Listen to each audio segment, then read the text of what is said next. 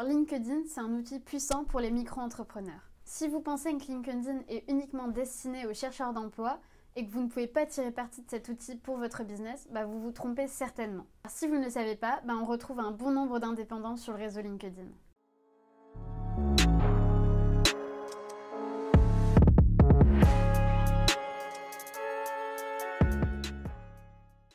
Alors, sur LinkedIn, les utilisateurs ont la possibilité d'afficher un profil personnel ou une page pro, faire du social selling, échanger dans des groupes, bref, il y a pas mal de moyens de faire des relations et de vous faire connaître au sein de votre secteur d'activité. Alors premièrement, en France, le réseau est compte de 22 millions de professionnels, dont 10,7 millions qui utilisent la plateforme plusieurs fois par mois. Donc ça représente 69% de la population active qui est française. Maintenant, concernant les tranches d'âge, on retrouve les 25-34 ans, 54%, les 18-24 ans, 22%, les 35-54 ans, 20% et les plus de 55 ans, 2%.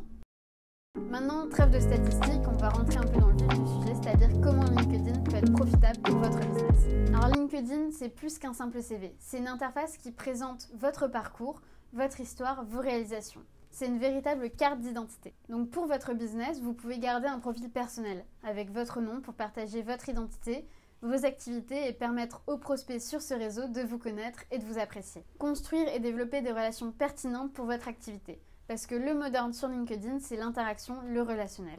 Donc il s'agit avant tout d'une plateforme de networking qui va vous permettre d'interagir avec d'autres professionnels. LinkedIn vous permet de rencontrer, d'échanger, d'avoir des contacts professionnels avec des personnes qui sont du même secteur que vous. Donc de ces échanges peuvent naître des collaborations qui peuvent décupler votre visibilité.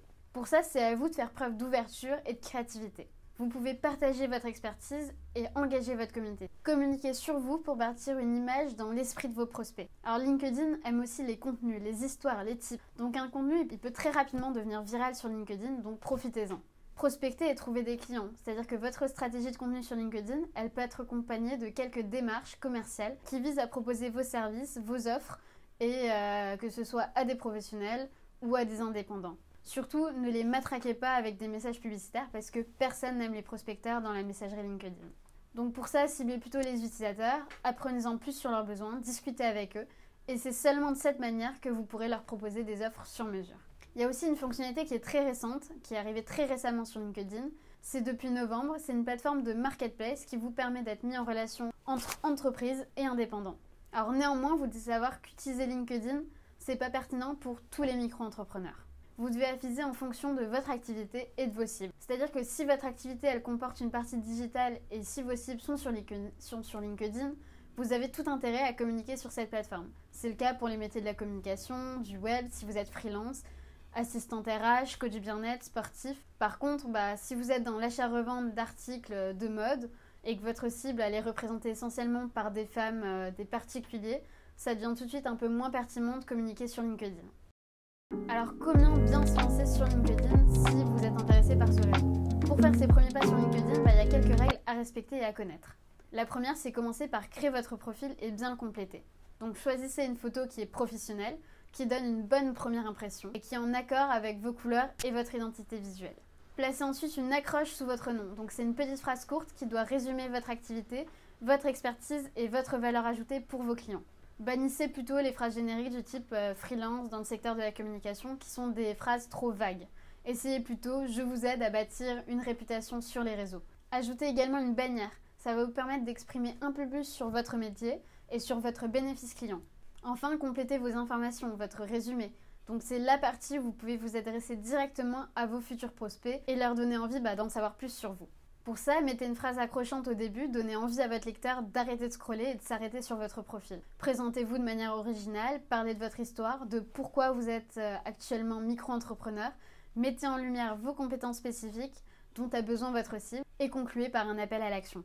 Ensuite, il y a d'autres éléments à remplir, c'est-à-dire c'est plus la partie expérience, formation, compétences. C'est des rubriques qui sont tout aussi importantes.